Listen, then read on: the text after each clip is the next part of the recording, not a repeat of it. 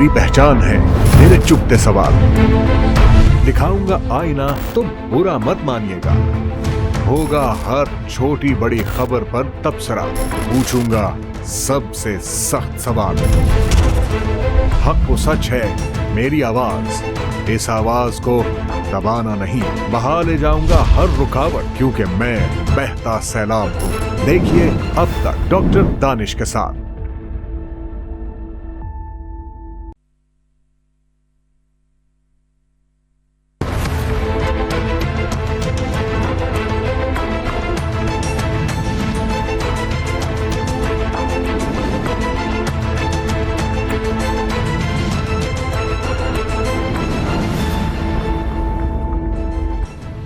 नाज़रीन अस्सलाम वालेकुम। अब तक डॉक्टर दानिश के साथ हाजिर हैं।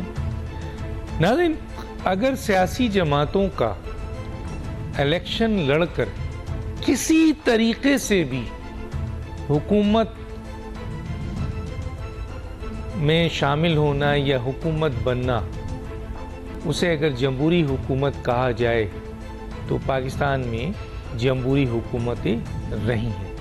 मैं एक दफ़ा फिर रिपीट कर देता हूँ कि किसी भी सियासी जमात का इलेक्शन लड़कर किसी तरह से भी जीत कर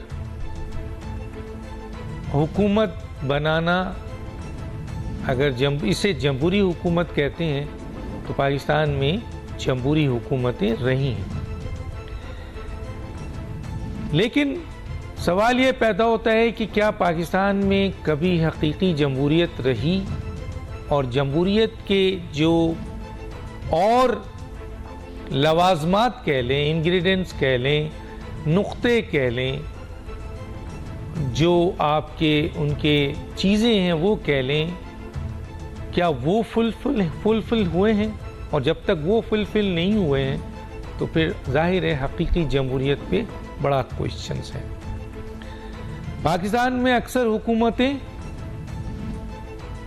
सिलेक्शन से आई, अक्सर हुकूमतें, मैं सबकी बात नहीं कर रहा, लेकिन अक्सर हुकूमतें सिलेक्शन से आई। और इस दफा भी तासुर पैदा हो गया है कि जिसकी भी हुकूमत आएगी वो सिलेक्शन से आएगी। ये मैं नहीं कह रहा, आप सियासी जमातों और मुख्तलिफ तज्जिया निगारों की बातें सुन लें। और उसके साथ साथ तमाम सियासी जमातें, अब देखना यह कि कुरा किसके नाम निकलता है, और इस कुरा के निकलने के लिए तमाम सियासी लीडर कुरानदाजी में शामिल हैं।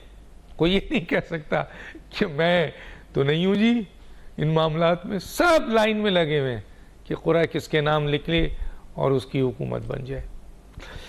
नवाज शरीफ इत्तेहादी रहनुमाओं से मुलाकात करेंगे, ये एक बड़ी खबर है।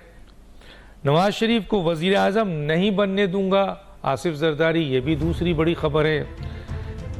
शहबाज शरीफ को हमने वजीर आज़म बनाया लेकिन उनकी कारकर्दगी इंतहाई नाकस रही आसिफ जरदारी, ये भी बड़ी खबर है।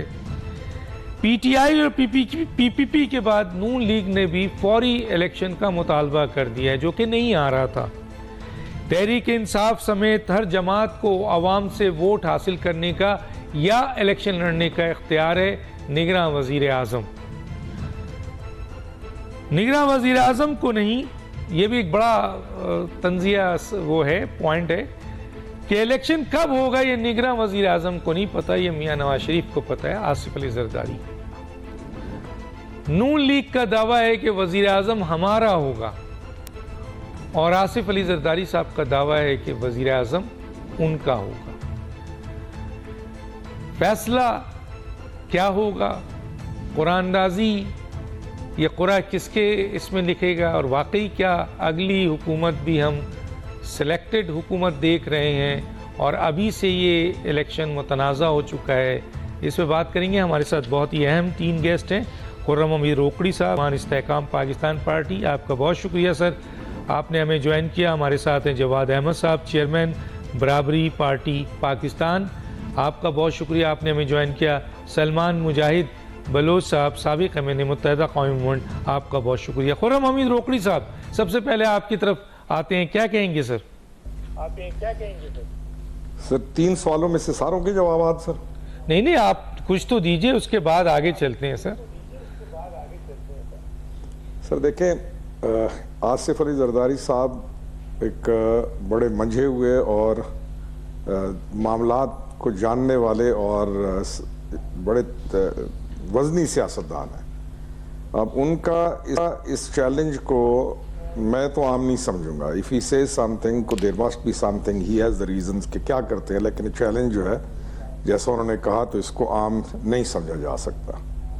दूसरा सर, वजारत उज़्मा के लिए जो जो लोग कोशिश कर रहे हैं, जो आपने सबसे अहम एक नुक्ता उठाया कि इलेक्शन होने से पहले इलेक्शन मुतनाज़े बनाने का यानी एक ट्रेंड जो चलाया गया पहले, और आज अगर उसको मुतनाज़े बनाने के लिए कोशिश की गई, किसने भी की, लेकिन आपकी बात से इत्तफाक करता हूँ कि इलेक्शन से पहले ही इलेक्शन के ऊपर इस तरह के इश्कालात उठना, ये एक फिक्र वाली बात है।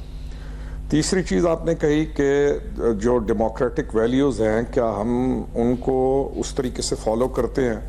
तो मैं आपके प्रोग्राम के तवस कितनी दफ़ा कह चुका या दरख्वास्त भी कर चुका तमाम जो अहम लोग हैं उनसे भी, कि सबसे अहम चीज़ जो है वो है लोगों के लिए उनको सबसे पहले लोकल गवर्नमेंट सिस्टम मिले। लेकिन हमारी जो गवर्नमेंट बनाने की या गवर्नमेंट में आने की जो कोशिश होती है वो सिर्फ़ और सिर्फ पार्लिमान है, और हम जो बेसिक रिक्वायरमेंट्स हैं जिसमें लोगों को फ़ायदा है, यानी वो गवर्नेंस जिसमें आम पब्लिक को फ़ायदा है, हम उससे पब्लिक को महरूम रख के आइन की हुक्म के मुताबिक इस तरफ तो आना चाहते हैं कि पार्लिमान के अंदर पहुंच जाएं, लेकिन जिससे पब्लिक आमतुन्नास को असल फ़ायदा है हम उसकी तरफ जाने की कभी सही भी नहीं करते। और हम उसको इतना वीक रखा हुआ है हमने सिस्टम कि जिसकी वजह से आम आदमी की ज़िंदगी जहां वो रह रहा है वहां पर उसको इतने मुश्किल और मसाइल का सामना है। तो इस तमाम बैलेंस को हम कैसे अचीव करेंगे? चौथा पॉइंट जो आपने कहा, और उसका जवाब मेरा ये बनेगा डॉक्टर साहब, कि हमारी selection with in parties on the basis of merit नहीं होती। तो जब हमारी selection of candidates with in parties, एक दो पार्टीज हैं जिन्होंने एक काम करके दिखाया कि उन्होंने अहलियत की बुनियाद पर लोगों को आगे लाया, लेकिन थोड़े अरसे के बाद वो भी किसी और डायरेक्शन में चली गई। लेकिन हमारी selection of candidates on the basis of merit नहीं है। पार्टीज कमज़ोर हैं, शख्सियात मजबूत हैं, और पार्टीज मरहून मिन्नत हैं। उन्हीं शख्सियात की पार्टी लीडरशिप भी चले, वो तो मौरूसी सियासतदानों की पार्टी लीडरशिप जब रहेगी तो वो ख़ानदानों से जो वफादार रहेगा वो तो फ़ायदा उठाएगा। लेकिन पार्टीज बाय इटसेल्फ, पार्टी जो स्ट्रक्चर होता है वो कमज़ोर है तमाम पार्टीज़ का। पर्सनैलिटीज़ मजबूत हैं, और मजबूत कोई वो कि अहलियत या काबिलियत। सर ये पार्टी है, ये प्राइवेट, ये पार्टी है, ये प्राइवेट कंपनी है सर हमारे यहाँ? सर मेरा ख्याल है कि प्राइवेट कंपनीज हैं। आपकी इस बात से मैं ना इख्तलाफ नहीं कर सकता।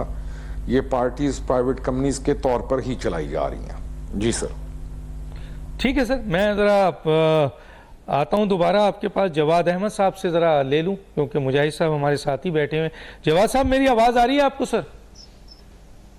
जी जी बिल्कुल आ रही है। अरे जवाद साहब, मैंने वैसे तो बहुत सारे सवालात हैं, लेकिन एक जनरल बात आप रखा था, और वो ये रखा कि पाकिस्तान में अगर सियासी जमातों का इलेक्शन लड़कर किसी तरह भी हुकूमत में आना, उसे जमहूरी हुकूमत कहते हैं, तो पाकिस्तान में जमहूरी हुकूमत नहीं है। लेकिन हकीकी जमहूरी हुकूमत पाकिस्तान में कभी नहीं नज़र आई। दूसरी बात कि पाकिस्तान में हमेशा हुकूमत यानी इलेक्शन नहीं हुआ, सिलेक्शन हुआ है। और आज भी हमें ये लग रहा है, जो हालात हैं, कि सिलेक्शन होने जा रहा है, और पूरा किसके नाम निकलेगा ये हमें अंदाज़ा नहीं है। लेकिन कुरानदाजी के लिए तमाम लोग उस लाइन पे लगे हुए हैं, तमाम अहम तरीन सियासी जमातें। क्या कहेंगे सर? डॉक्टर साहब, हमारी पार्टी जो है ना वो तो रूलिंग क्लास के खिलाफ पॉलिटिक्स कर रही है। हमारी तो पॉलिटिक्स जो है वो तबकाती है, क्लास पॉलिटिक्स है, जो कि पूरी दुनिया में इवन जो एडवांस्ड मुल्क हैं, जिनको हम एडवांस कैपिटलिस्ट मुल्क कहते हैं, वो भी कैपिटलिज्म को, चाहे क्योंकि वो अनब्राइडल्ड कैपिटलिज्म, मतलब बिल्कुल मादर तिदर आजाद कैपिटलिज्म नहीं चलाना चाहते, वहां पर भी कुछ ऐसी पार्टीज होती हैं जिनको कहते हैं कि लेफ्ट इंक्लाइन है या बाएं बाजू की का रुझान है। जैसे डेमोक्रेटिक पार्टी जो है अमेरिका में, उसको कहा जाता है कि जी ये रिपब्लिकन्स के सामने एक लेफ्ट की पार्टी है। इसी तरह लेबर पार्टी तो इंग्लैंड में लेबर पार्टी बाकायदा लेफ्ट की पार्टी है। वो जिन इश्यूज पे खड़ी होती है वो इश्यूज लेफ्ट के इश्यूज होते हैं। जेरेमी कॉर्बिन ने तो भी कहा था कि 5-6 इंडस्ट्रीज भी नेशनलाइज कर लें। तो हमारी पार्टी तो इस पे खड़ी हुई है, इसलिए हम तो रूलिंग क्लास के बहुत खिलाफ हैं और हम इससे तंग आ चुके हैं। लेकिन 76 साल में जो लोगों को बताया नहीं ना गया, वो ये नहीं बताया गया कि इस मुल्क के अंदर इस वक्त 4% लोग जो है ना वो 50% से ज्यादा जो दौलत है उसके मालिक हैं, और बाकी जो लोग हैं वो बेचारे वो 96% जो है वो 50% के अंदर रह रहे हैं। पहली बात तो ये है। फिर आप ये देखिए कि इधर 17.4 बिलियन डॉलर्स इसकी सब्सिडी दी जाती है अमीर लोगों को यहाँ पे, और ये सब पार्टीज में शामिल होते हैं। और जो पार्टीज में शामिल होते हैं उनके भी आगे जो है वो इंडस्ट्रियलिस्ट, कोई कैपिटलिस्ट, कोई फ्यूडल लॉर्ड, कोई ट्राइबल लॉर्ड, कोई पीर मुर्शद, जितने भी हैं ये उनके पीछे उनके सपोर्ट ग्रुप्स होते हैं। और आपको पता है हमारे मुल्क में जो इलेक्शंस हैं, आपको तो बड़ी अच्छी तरह मालूम होगा, बड़े आप इंटेलिजेंट आदमी भी हैं और इतने पुराने एंकर भी हैं, कि इस मुल्क के अंदर बाकायदा जो किसी छोटे इलाके में भी इलेक्शन लड़ता है ना, उसके पास उस इलाके के बहुत सारे बिजनेसमैन जो है वो होते हैं जो कि उसको सपोर्ट देते हैं, इसलिए ताकि वो उनके बाद में काम कर सके। उसमें कई दफा जमींदार भी होते हैं, उसमें जगीरदार भी होते हैं, उसमें माफियाज भी होते हैं, बदमाश होते हैं बहुत से लोगों के साथ। तो देखिए, जब तक आप इस रूलिंग क्लास से पीछा नहीं छुड़ाएंगे ना, और पार्लियामेंट में इनकी कम से कम तादाद नहीं होगी, तो ये तो हो नहीं सकता कि किसी डेमोक्रेटिक मुल्क में ऐसे लोग बिल्कुल ही ना जा सके। लेकिन अगर कोई पार्टी ऐसी नहीं होगी जो आम लोगों को, जो कॉमन पीपल हैं, जो कि मिडिल क्लास के हैं, जो कि वर्किंग क्लास के हैं, और जो कि मेहनत कश हैं, जो कि गरीब लोग हैं, अगर उनकी एक बहुत बड़ी खेप हम पार्लियामेंट में नहीं लेके जाएंगे, मुझे तो कुछ होता नजर नहीं आता। और यही वजह है डॉक्टर साहब, यही वजह है कि ये बूट पॉलिश करते हैं। देखिए, जब उनकी पार्टी में रिप्रेजेंटेशन ही नहीं है आम लोगों की, तो जो अदारे होते हैं ना, अदारे बड़े तेज होते हैं। आप मुझे बताएं कि क्या इनके पास इन सब की फाइल्स नहीं होती? और इमरान खान तो खुद कहते थे कि जी इनके पास फाइल्स होनी चाहिए। आपको याद है इन्होंने कहा था कि ये इनको तो फोन भी टैप करने चाहिए, क्योंकि ये तो देखें एजेंसी का काम है कि वो पाकिस्तान में करप्शन ना होने दें और पाकिस्तान में इस तरह के मामला माली देखें। तो मैं तो समझता हूँ कि ये तो उन्होंने कहा हुआ है, तो वो करते हैं, सही करते हैं, गलत करते हैं, मैं तो उससे बात ही नहीं कर रहा। मैं कह रहा हूँ वो करते हैं। अच्छा, वो करते हैं, उनको पता होता है कि क्या कर रहे हैं, इनके पास कहां से पैसा आ रहा है। जब आसिम मुनीर, जब जनरल आसिम मुनीर, अब तो चीफ आर्मी स्टाफ है वो, जब वो गए थे इमरान खान के पास, वो सारी दुनिया को पता है कि वो गए थे। उन्होंने कहा कि आपके घर के अंदर करप्शन हो रही है, आपके घर के अंदर लोग बैठ के करप्शन कर रहे हैं। तो उस वक्त तो वो चीफ आर्मी स्टाफ नहीं थे, ना ही कंटेंडर थे। उन्होंने तो एक सिंसियरली और जो ऑनेस्टली उनको लगा उन्होंने कह दिया, और वो मिडिल क्लास से थे, मिडिल क्लास से होते हैं ज्यादातर चैनल जो है। उन्होंने कहा ये पता नहीं क्या इस मुल्क में हो रहा है। इन्होंने आगे से कहा जी कि आप कौन है और आप क्या क्यों कहने वाले कौन होते हैं, और ये डिक्टेटोरियल इन्होंने रवैया अपनाया, क्योंकि इमरान खान का भी रवैया वही है जो नवाज शरीफ का है, जो आसिफ जरदारी का है, जो ये बोलते हैं वही होता है। क्योंकि इन्होंने पार्टीज नहीं, इन्होंने बाकायदा बिजनेस ग्रुप्स बनाए हुए हैं, और उनके ये वो है बादशाह, ये उनके शहनशाह हैं।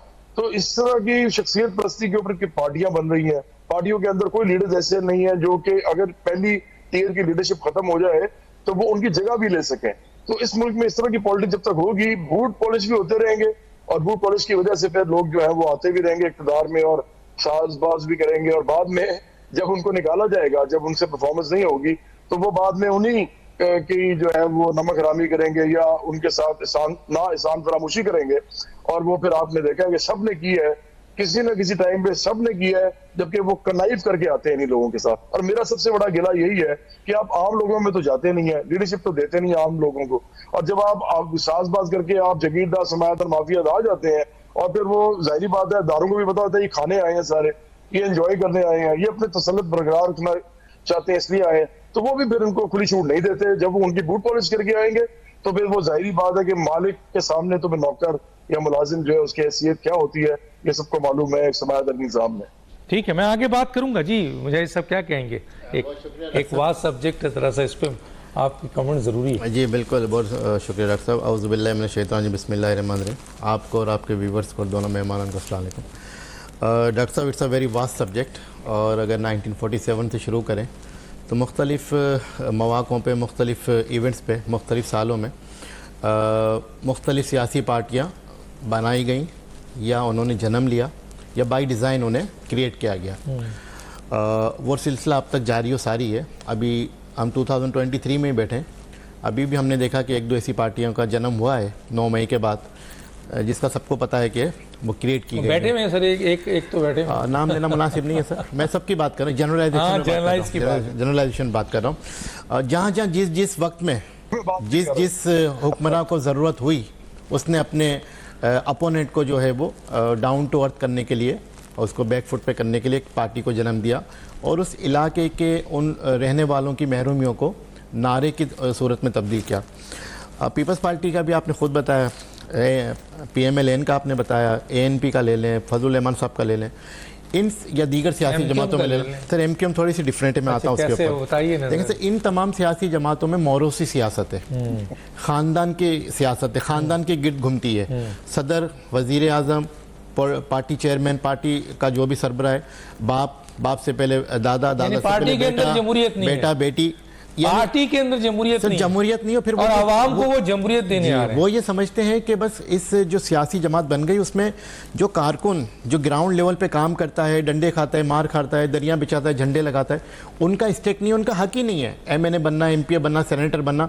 जब टिकट्स बांटने का सिलसिला आता है, या ओहदे बांटने का, या चीफ मिनिस्टर बनाने का, या वजीर आजम बनने का, वजीर बनाने का, पहले अपने खानदान में देखा जाता है। लाइकवाइज भुट्टो साहब को ले लें, बेनज़ीर साहिबा को ले लें, जरदारी साहब को ले लें, या बिलावल साहब को ले लें, ये चौथी पीढ़ी आ गई, इनकी जनरेशन आ गई। नून लीग में आप नवाज शरीफ साहब को ले लें, शहबाज शरीफ साहब, अब मरियम में हमज़ा को वज़ीर आज़म बना दिया। क्या ऐसे कोई लोग कारकुन नहीं है उनके पास जो मेहनती लोग हों? शायद कभी बनाए हो। अब मैं आ जाता हूँ, डिफ्रेंशिएट करता हूँ MQM को। लेकिन एक सवाल यहाँ मैं कर लूँ तो फिर दे दीजिएगा। अगर किसी लीडर का बेटा या बेटी अहल हो तो उसे बनना चाहिए सर? सर बिल्कुल बनना चाहिए, लेकिन उस प्रोसेस से गुजरते हुए, पैराशूट के जरिए नहीं।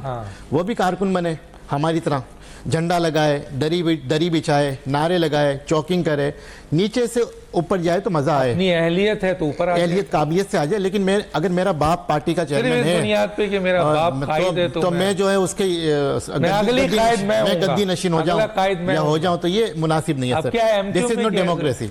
MQM का सर मैं आपको बताऊं कि अभी यहाँ बात हुई टिकटों की, बात हुई यहाँ पे ओहदों की, कि टिकट्स किस तरह दिए जाते हैं जागीरदारों को, वडेरों को, सरमाएदारों को, सेनेट के, MNA के, MPA के। MQM ने सर पहला इलेक्शन लड़ा 1987 में, कराची मेट्रोपॉलिटन कॉरपोरेशन का बल्दियाती इलेक्शन। तमाम ही मिडिल क्लास गरीब नौजवानों को टिकट दिया MQM, और MQM ने हैदराबाद, कराची में स्वीप किया। भुट्टो साहब ने किया था, बड़े बड़े बुर्ज गिराए थे आम आदमियों के। सर मैं आपको बताता हूँ, मैं बताता हूँ, मैं बिल्कुल बुर्ज गिरे थे, लेकिन अगर आप वो लिस्ट निकालेंगे तो उस वक्त भी जो सीन के जितने वडेरे थे, जागीरदार, जमीन, उन सबको टिकट दिए गए थे।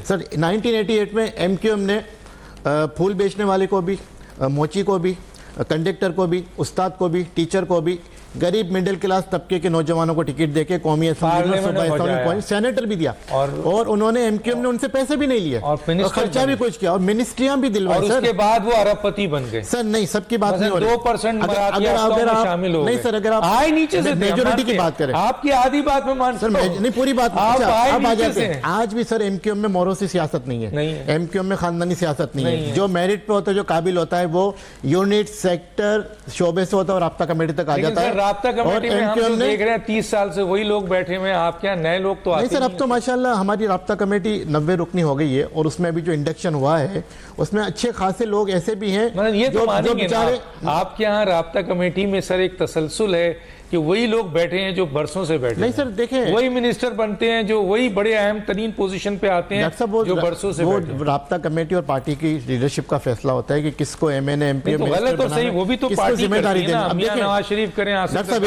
एक मिनट देखें ना, जब MQM की बात आती है, आप जज्बाती हो जाते हैं थोड़ा सा, MQM की बात आती है। नहीं सर, इसी देखें, मेरे लिए तो MQM वो क्लास है जिसने पाकिस्तान की सियासत को बदला। Thank you sir, thank you. मैं इसमें दो लेकिन अब मुझे थोड़ा कुछ लेकिन बाद में सर देखिए, इसी मिडिल क्लास के नौजवान को एमक्यूएम ने गवर्नर सिंह बनाया, जो यहाँ 14 साल तक गवर्नरशिप करते रहे। इसी मिडिल क्लास के नौजवान को एमक्यूएम ने फारूक सत्तार की सूरत में मेयर बनाया, पार्लियामेंट में पहुंचे। सर सुने तो सही ना, मुस्तफा कमाल को जो है मेयर बनाया, और मुस्तफा कमाल ने डिलीवर करके दिया, कराची शहर का इंफ्रास्ट्रक्चर बदल दिया और कराची बेहतरीन शहरों में आया। तो आज भी एमक्यूएम में मौरूसियत नहीं है। मैं भी एक कारकुन की हैसियत से आता यूनिट से होता हुआ आया और अब मैं शोबे में हूँ। और मुझे पार्टी ने यूसी नाजिम भी बनाया, मुझे पार्टी ने मेरी सलाहियतों पे, मेरी काबिलियत को देखते हुए, मेरे काम को देखते हुए मुझे एमएनए भी बनाया। इसी तरह से हमारी दीगर साथी हैं। तो यहाँ पे सर हमारे यहाँ सिफारिश का कल्चर नहीं है, पर्ची का कल्चर नहीं है। सर आप मिनिस्टर जब बन जाते हैं, पैसे नहीं मांगे जाते हैं, तो फिर आपका वो लेवल जो होता है ना सर। डॉक्टर साहब कितने मानते हैं सर? देखिए आज भी हमारी लिस्ट है लंबी सर। डॉक्टर साहब देखिए इतनी बड़ी लिस्ट है हमारे पास, 88 से अगर आप उठाएं, जब आप उसका हिस्सा बन जाते हैं। जब एमक्यूएम को इक्तदार मिला, कितने ऐसे बुजरा थे और आज तक रहे, चंद के अलावा जो बेचारे आज जो है वो मंजर आम पर नहीं है, उनका नाम भी नहीं है। आज भी वो ये इस बात पे मानता हूं, आज भी वो गुर्बत की जिंदगी गुजार रहे हैं। सिर्फ सवाल का जवाब देना है, छोटा सवाल का जवाब नहीं दे रहे। प्लीज मैं ये कह रहा हूं कि एमक्यूएम ने middle class, lower middle class के नौजवानों को, गरीब तबके को, पढ़े लिखे को पार्लियामेंट तक भेजा, मानते हैं ये उनका बहुत बड़ा किरदार है। लेकिन सर फिर उसको मेंटेन नहीं किया गया। वो जो लोग वहां गए उन्होंने फिर उसी रविश का हिस्सा बन गए जो वडेरे जागीरदार लोग थे, जो लूटना था, माल बना रहे हैं। कितने लोग हैं जो आपके यहाँ भी हैं जो साइकिल से चले और बड़े बड़े। This is my right to deny this, this is my right to deny this. मैं आपकी इस बात से आपका इख्तियार 100% डिसएग्री करता हूँ। आज भी वो हमारे टोटली डिसएग्री करता हूँ। हमारे वो वुज़रा जो कैबिनेट में रहे, जो सेनेट में रहे, जो सूबाई कैबिनेट में रहे, आज भी वो एमक्यूएम पाकिस्तान का राब्ता कमेटी के किसी शोबे का हिस्सा है। आज भी अपनी छोटी छोटी गाड़ियों में आते हैं। हाँ, अगर किसी ने अपनी मेहनत करके अपना कारोबार किया, अपने हक हलाल पैसे किए, उसको वसत दी, अपने बिजनेस को बढ़ाया और वो अमीर हुआ, तो सर उसमें कोई मुजाहिका नहीं है, उसमें कोई मुजाहिका नहीं है। मैं आगे चलता हूँ, एक छोटा सा ब्रेक लेता हूँ। बड़े नाम ये क्रेडिट तो आप एमक्यूएम को देना कि एमक्यूएम में मौरूसी सियासत नहीं है। सर मैं तो कह रहा हूँ। और सर एक और बात बता दूं, एमक्यूएम में मौरूसी सियासत नहीं है, बात बता दूं, लेकिन एमक्यूएम में जो कहते हैं ना ओल्डेस्ट सियासत है, वो है जो ग्रुप एक बैठा हुआ है, जो एक तबका बैठा हुआ है, वो हिलने का नाम नहीं लेता। आप कहें तो नाम देना शुरू करो। एक जुमला सर आपके पास इंफॉर्मेशन होगी, मेरे पास तो नहीं है। एक जुमला, अभी 2024 के इलेक्शन के लिए एमक्यूएम पाकिस्तान ने अनाउंस किया एक माह पहले कि पूरे पाकिस्तान से जो भी एमक्यूएम पाकिस्तान के टिकट पे इलेक्शन लड़ना चाहता है, चाहे वो गरीब है अमीर है, वो अप्लाई कर सकता है। और हजारों की तादाद में दरखास्तें आ गई, उसके इंटरव्यू शुरू हो गए। ये एमक्यूएम ने सबको मौका दिया ना। ये तो आप देते हैं, मैं तो खुद कह रहा हूं कि यार ये क्रेडिट तो जाता है, लेकिन ऊपर पहुंचने के बाद वो ऊपर चले जाते हैं, वो जरा सा बेचारे नीचे बड़े बड़े सवाल नीचे भी आ जाते हैं। एक छोटा सा ब्रेक लेंगे, वापस आते हैं।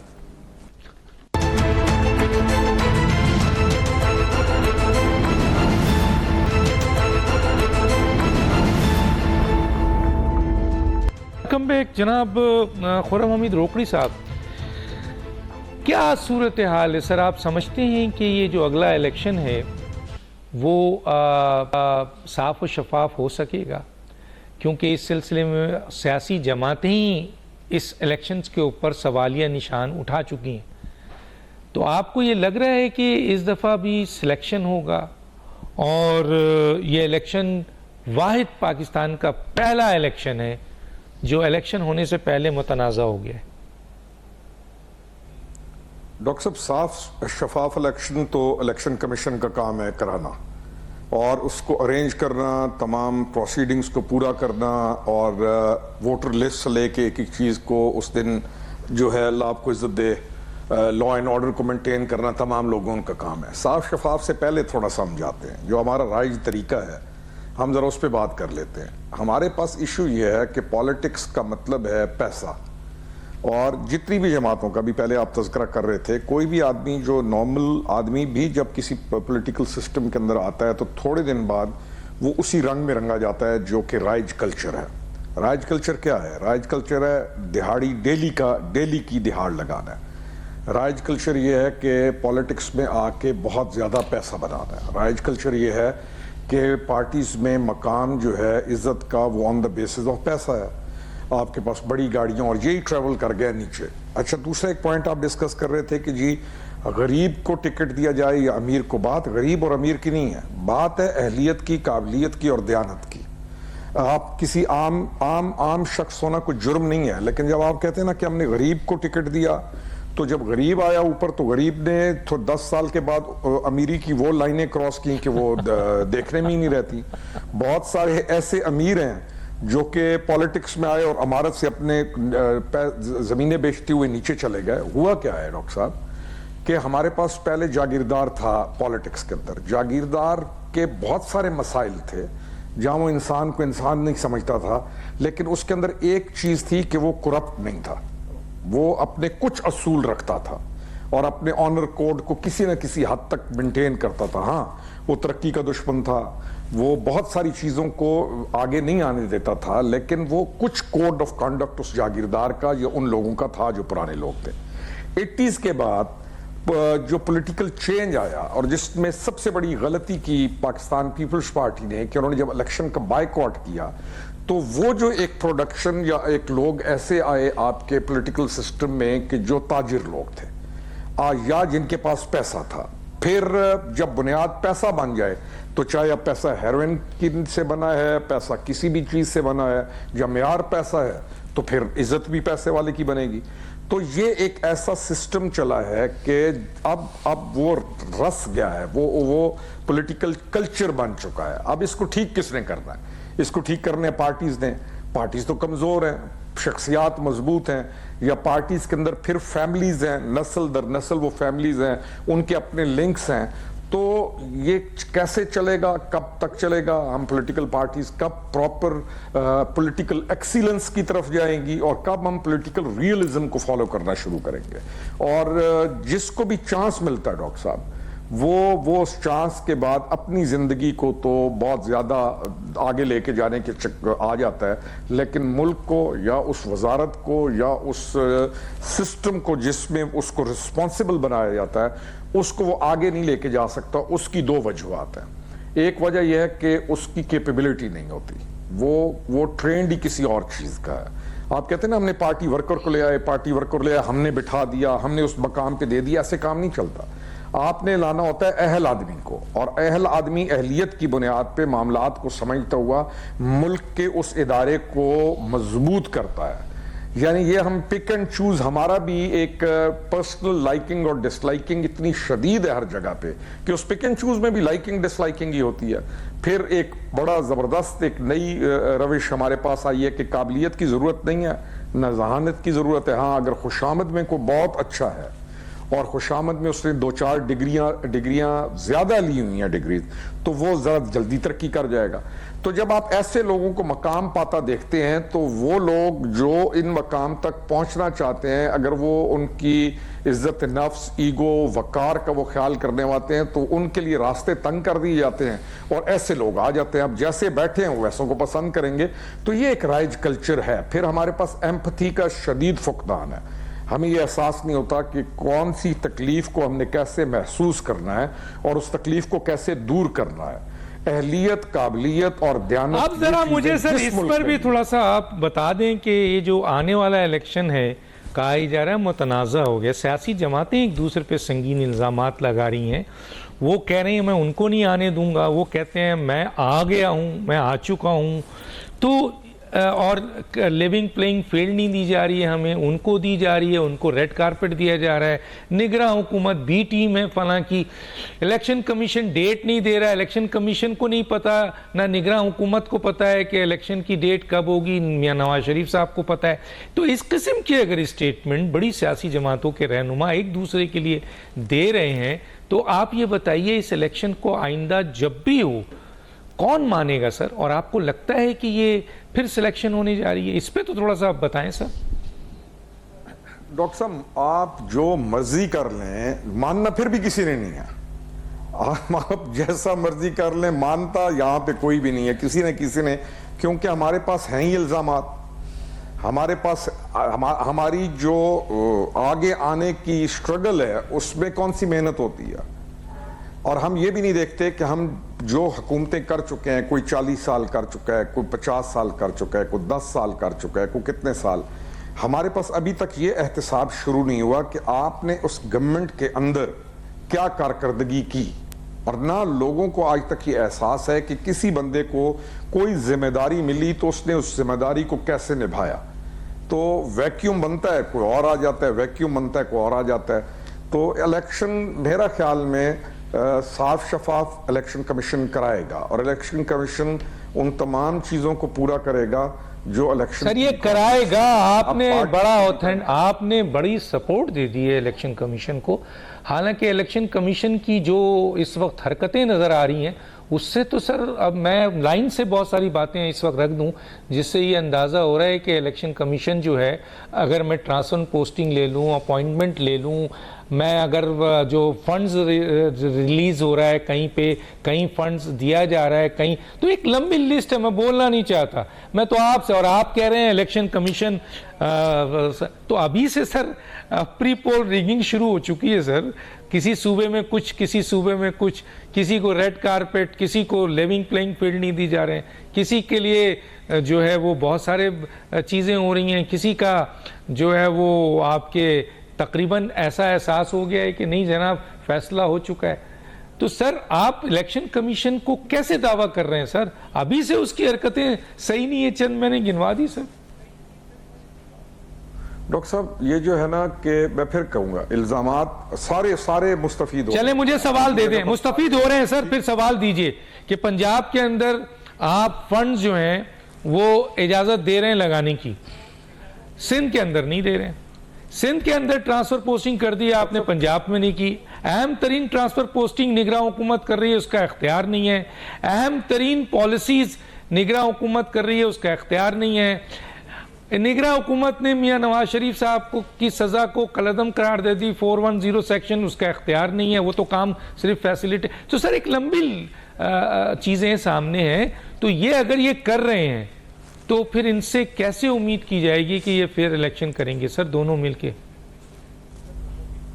सर मैं कायल हूं कि इदारे को मजबूत करके और इदारों को मजबूत रखते हुए मामला। सर उम्मीद, आप कायल भी रहे, उम्मीद पे भी रहे, लेकिन पाकिस्तान की माजी में ऐसा हुआ नहीं है, आप खुद कह रहे हैं। और आइंदा और क्या, बस एक जुमला कह दें, मैं जाऊं जवाद साहब की तरफ, क्या आप एक जुमला कह दें, क्या आपको आइंदा इलेक्शन यकीन जानिए मुझे बता दें सर, फेयर नजर आ रहा है किसी तरह से भी?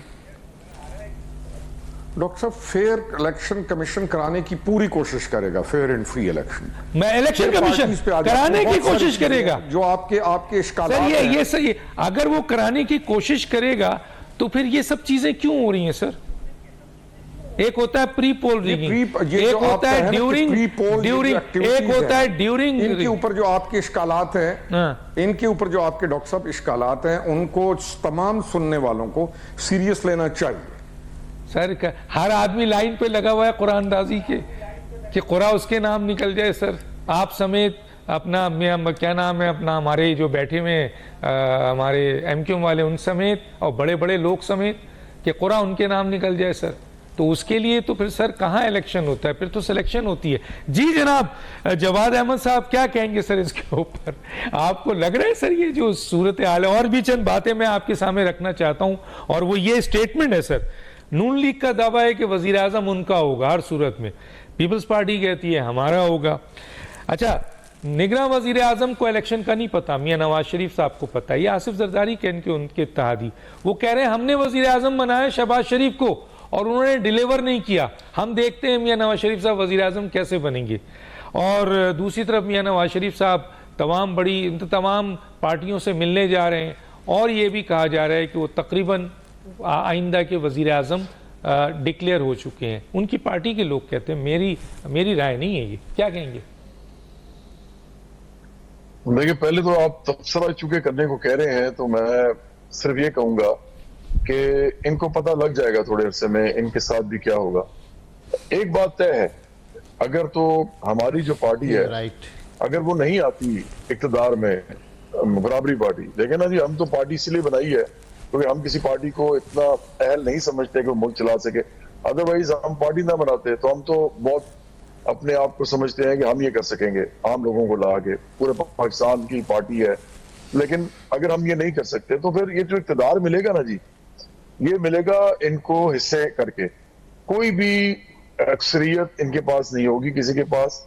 ये सारे अपने अपने जमाने में बूट पॉलिश करते रहे हैं, इनके साथ कोई एम्पैथी नहीं है तीनों पार्टीज के साथ, जो एस्टेब्लिशमेंट है या जो कि इस वक्त जो कर रहे हैं, who are calling the shots here at present. तो इसलिए ये तो मुझे लगता है कि इनको लगता है कि हमें ये मिल जाएगा वो मिल जाएगा। इनको सिर्फ फेस सेविंग की गई है, इनको इज्जत दी गई है कि वापस आ जाएं आप, और आपकी जो कहा जाता था ना कि वो वापस ही नहीं आएंगे, वो वापस ही नहीं आएंगे। और फिर वो कुलसूम नवाज साहिबा का जो एक बहुत ही वो गलत चीज हुई उनके साथ, जो वो जिस तरह वो फौत हुई और जिस तरह इन्होंने उनका मजाक बनाया पीटीआई ने, और बहुत ही मैं समझता हूँ कि गंदी उन्होंने सियासत की उस वक्त। तो बहुत सी चीजें थी जो नवाज शरीफ के जहन में थी कि उनके साथ ये बुरा हुआ है, तो वापस आना चाहते थे। तो उन्होंने इस दफा जो भी वापस आए हैं, अपनी अना, अपनी पार्टी की पोजीशन और हमें और इस हिस्सेदारी जो सियासत में है, ये इन वजह से वापस, इन वजूद से वापस आए हैं। इसलिए नहीं आए कि उनको लगता है जी कि अब मैं फिर 2/3 मेजॉरिटी ले जाऊंगा या बहुत ही बड़ी अक्सरियत ले जाऊंगा। इनको किसी को भी अक्सरियत नहीं मिलनी कोई खास किस्म की। ये कोलिशन गवर्नमेंट्स बनाएंगे, इनमें से कोई भी जो है, क्योंकि ये सारे के सारे ट्राइड एंड टेस्टेड हैं और इनको बनाया गया है, बाकायदा बना के उतारा गया था मैदान में, इन सबको मौका भी दिया गया। लेकिन मैं एक बात सिर्फ यहाँ पे कहूंगा, मैंने तबसरा तो कर लिया है, लेकिन मैं वापस आऊंगा इस बात पे कि देखें ये तीनों जो पार्टीज है ना, अभी मैं एमक्यूएम की बात नहीं करता क्योंकि वो आम लोगों की पार्टी अपने आप को कहते हैं, तो उनको भी बात नहीं मैं उनकी करता। लेकिन ये जो तीन पार्टीज है, ये तीन पार्टीज जो है ना जी, एक पार्टी जो है वो नवाज शरीफ ने बनाई, और वो जो थे ज़िया-उल हक के साथ आए थे, बहुत बड़े इंडस्ट्रियलिस्ट के बेटे थे, और उनको बाकायदा लॉन्च किया गया था। आपको मालूम ही है, पहले वजीर खजाना बने, उसके बाद वो चीफ मिनिस्टर बने, उसके बाद फिर वो आखिरकार वजीर आजम भी बने। इसी तरह फिर ज़ुल्फ़िकार अली भुट्टो को अगर आप देखें तो उनको भी अयूब खान लेके आए थे, और अयूब खान ने उनको जिस तरीके से एकदम किया था, वो कहते हैं ना, उनको बहुत ऊंचा उठाया था, उनके वो दस्ते रास बन गए थे वो। बल्कि कुछ तो लोग ये भी कहते हैं कि वो डैडी कहते थे उनको, जो कि पीपल्स पार्टी वाले इस बात से बड़े नाराज होते हैं, लेकिन ये बहुत ऑथेंटिक बात है कि लोग ये कहते हैं कि वो इस तरह भी कहते थे उनको। तो वो भी बनाए गए पहले वजीर खारजा, उसके बाद वो वजीर आजम बनाए गए, और जिस तरीके से फिर वो ईस्ट पाकिस्तान खत्म हुआ और जो कुछ भी किया गया वो सारा किस्सा पहीना है, सबको मालूम है वो तो क्या हुआ। और उसमें एस्टेब्लिशमेंट के भी जो हाथ है उसमें पाकिस्तान के टूटने में, उसमें पॉलिटिकल पार्टीज के भी थे। अब तीसरे साहब है इमरान खान। इमरान खान खुद जो है वो बहुत बड़े इंडस्ट्रियलिस्ट या बहुत बड़े जागीरदार नहीं है, लेकिन उन्होंने अपने इर्द गिर्द किन लोगों को जमा किया आज जिनसे वो लड़ रहे हैं, जो लोग इवन इस्तेकाम पार्टी बना रहे हैं, और जो और भी पार्टीज में मौजूद है, गए हैं इधर उधर, वो सब लोग जो थे इमरान खान उनको लेके आए थे, और इमरान खान उनका एक फादर फिगर बनना चाहते थे, और वो बने, और सबने देखा कि वो हुआ। लेकिन एक बात बड़ी इंपॉर्टेंट है जो मैं अपने बारे में कहूंगा कि अगर मैं बराबरी पार्टी को फाउंड करता हूं कुछ लोगों के साथ मिलके, तो मुझे भी देखना चाहिए कि मैं कौन हूं। देखिए, इमरान खान 300 कनाल में रहते थे जब वो बने हैं वजीर आजम, उससे पहले भी जब वो सियासत कर रहे थे 8 कनाल का घर उनका एक लाहौर में है। इसी तरह नवाज शरीफ का हजारों कनाल में घर है। इसी तरह आसिफ जरदारी और बेनजीर भुट्टो, इनके आपको पता है जागीरदार लोग हैं, और इनका जिस किस्म का सलूक है पूरे सिंध में आपको मालूम है। तो मेरे साथ तो कंपेयर नहीं कर सकते ना। मैं तो अपने वालिद साहब के घर में रहता हूँ, उनके नाम है वो घर, मैं प्रोफेसर की औलाद हूँ, और मैंने जिंदगी में शोबिस के अंदर अच्छा खासा नाम मेरा बनाया है। मैं उन 3-4 सिंगर्स में से हूँगा जिन्होंने इतनी ज्यादा कैसेट बेची किसी ने आज तक नहीं बेची होगी पूरे पाकिस्तान में, क्योंकि हमारे गाने इस तरह के थे, लोग सुनते थे। तो लेकिन उसके बावजूद मैंने कोई पैसा नहीं बनाया। मैं बना सकता था ना, मेरे दोस्तों के फार्म हाउसेज है, बहुत से सिंगर्स हैं, इनके फार्म हाउसेज है, मेरे नहीं है। मैं एक कनाल के घर में रहता हूँ, तो आप मेरी बात करें ना। अगर मैं पार्टी बना रहा हूँ, ऊपर से मैं इलेक्शन भी नहीं लड़ रहा, मैं इलेक्शन क्यों नहीं लड़ रहा? क्योंकि लोग कहेंगे लो जी ये भी आ गया है, अब ये भी कंटेंडर है। तो मैं नजरियाती आदमी हूँ, मैं बाएं बाजू का आदमी हूँ, और मैं बता के ये तबकाती पॉलिटिक्स कर रहा हूँ, और मैं एक नजरियाती अपनी हिस्ट्री रखता हूँ। पिछले 25 साल से मैं रखता हूँ। डॉक्टर लाल खान मेरे उस्ताद थे, मैं उनके साथ बहुत जिंदगी में बैठा, उनकी तंजीम में भी रहा, कुछ चीजों पे मुझसे इख्तलाफ भी था, जिस तरह वो लोगों के साथ वो रवैया रखते थे एस्टेब्लिशमेंट के साथ या और लोगों के साथ। तो लेकिन बहरहाल मैंने एक पूरा सफर तय किया।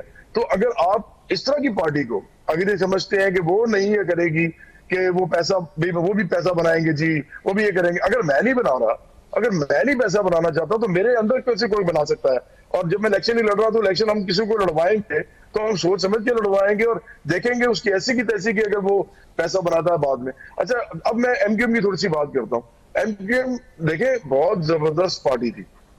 इन्होंने जब स्टार्ट किया तो लसानी बुनियाद पे किया।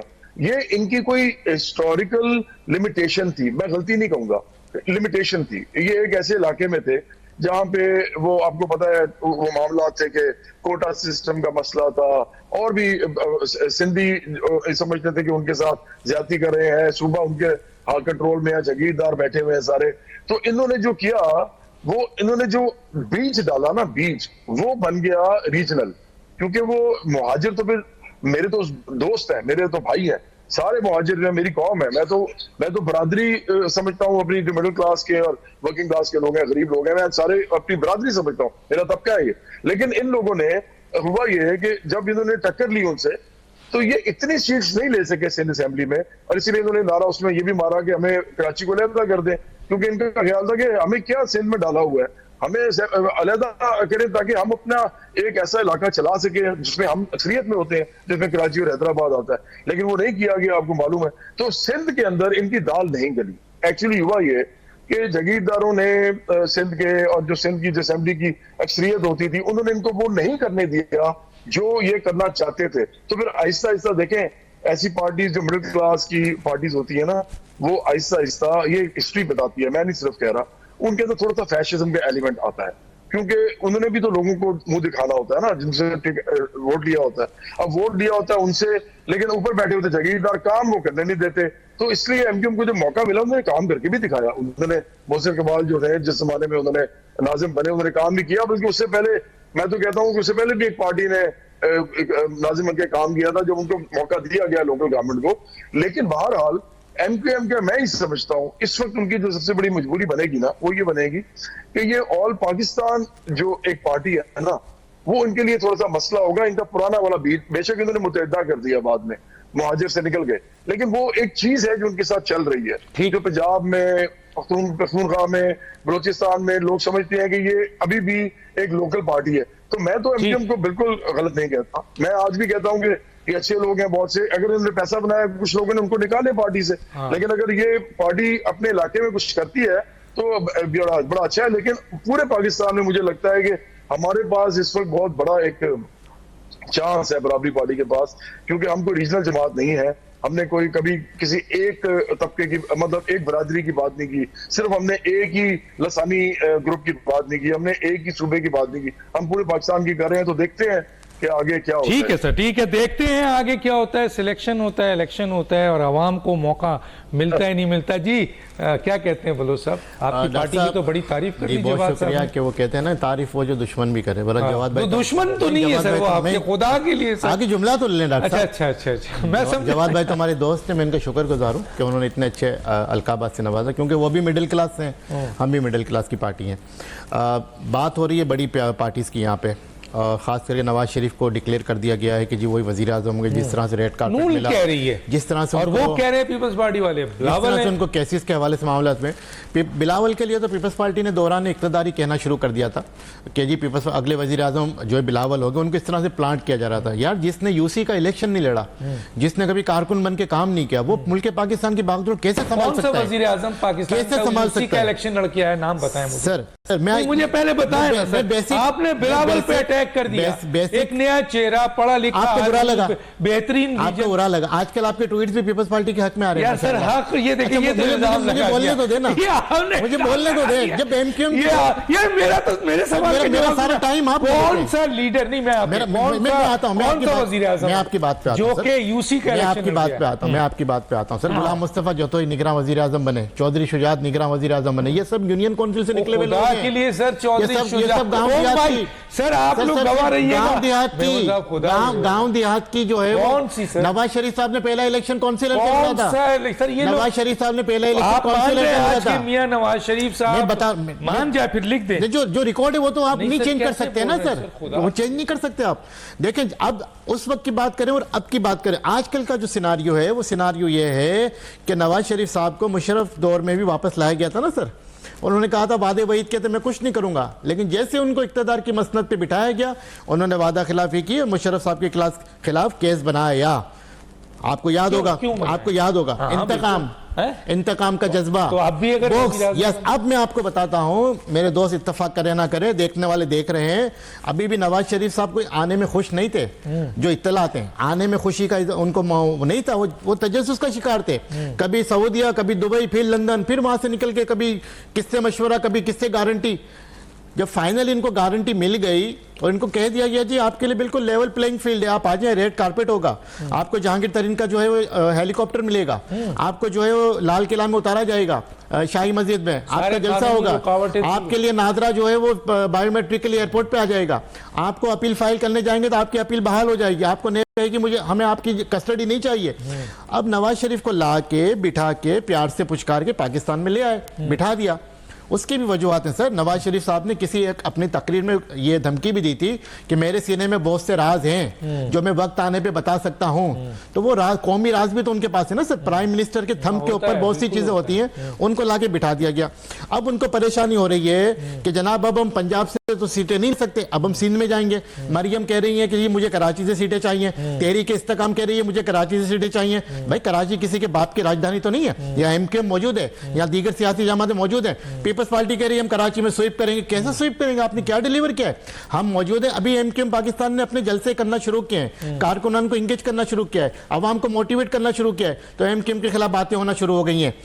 देखिए एमकेएम पाकिस्तान भी अपनी सियासत कर रही है तो अपनी अवाम के लिए कर रही है, अपने हलकों के लिए कर रही है, अपने लोगों के लिए कर रही है। पिछले 15 साल में पीपल्स पार्टी ने सिंध का और कराची का जो हाल किया है, बेरोजगारी यहाँ पे, बदअमनी यहाँ पे, लाकानूनियत यहाँ पे, पानी यहाँ पे नहीं, बिजली यहाँ पे नहीं, गैस यहाँ पे, कोई सिस्टम कराची में नहीं। इनके साथ नहीं हम नहीं थे सर, एक दफा ये इल्जाम है। हमने तो सर पीपल्स पार्टी की हुकूमत को हमेशा इश्यूज पे लात मारी है, हमने जो है ठोकर पे रखा उनकी हुकूमत को। नहीं सर, मैं अब हुकूमत का सुन लीजिए सर। हमें अब ये ताना मिल रहा है कि एमकेएम वाले दहशतगर्द, एमकेएम वाले बोरी बंद करने वाले, पीपल्स पार्टी के लोग कह रहे हैं, अभी कह रहे हैं एमकेएम वाले भत्ता हो। अरे भाई जब आपने अभी हुकूमत बनानी थी, शहबाज शरीफ को वजीर आजम बनाना, आज जरदारी कह रहा है कि इसने कोई डिलीवर नहीं किया। 16 महीने तक तो आपने जो है वो दोनों जो है एक ही सिक्के के दो रुख बने रहे। आपका बेटा वजीर खारजा बनके पाकिस्तान के खजाने पे अरबों रुपए खर्च किए उसने पूरे दुनिया में घुमा के अपनी पर्सनल चेहरा बनाने के, पीआर बनाने के लिए। जब आपको लगा कि आप कामयाब नहीं हो पा रहे अपने बेटे को वजीर आजम बनाने के लिए,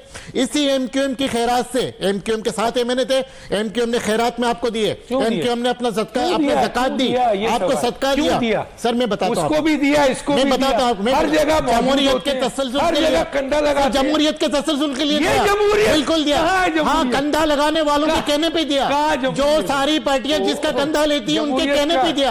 आप सुन लीजिए, जितनी पार्टियां बैठी हैं आज जो ये ख्वाहिश करके बैठी हैं कि वजीर आला जो है जहांगीर तरीन बन जाए, वजीर आला अलीम खान बन जाए, वजीर आजम जो है नवाज शरीफ बन जाए। क्या एमक्यूएम का हक नहीं है कि सिंध में वजीर आला मांगे? हम कहते हैं अगर इस सिंध में, जवाद भाई ने बिल्कुल सही कहा, तो यहाँ पे जागीरदार वडेरा की जो अक्सरियत, देही अक्सरियत जो शहरी अक्सरियत में आती है, वो हमारे वोट्स को बिल्डोज करती है।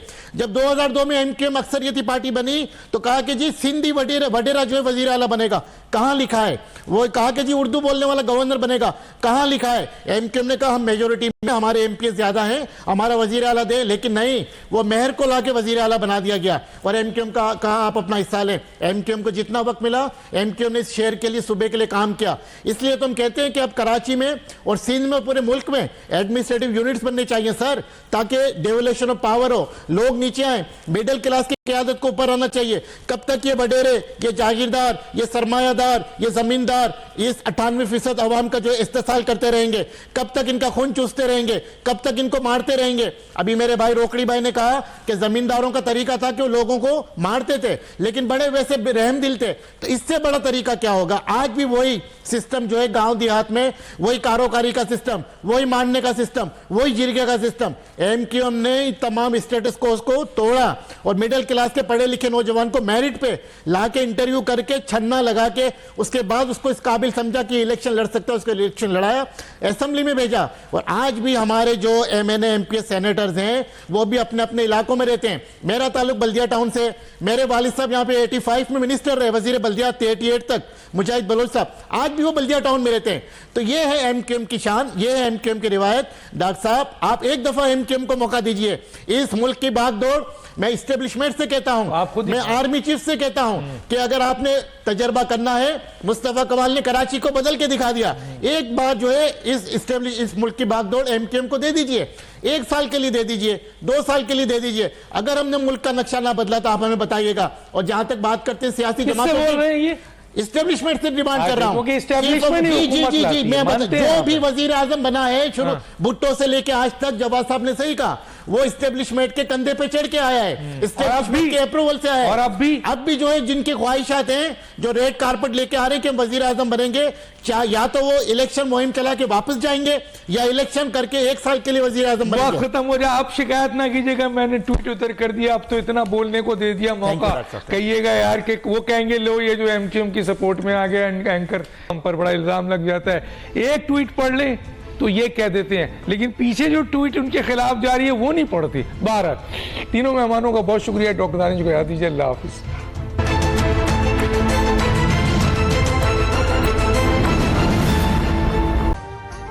अभी सब्सक्राइब करें ताकि कोई खबर रह न जाए।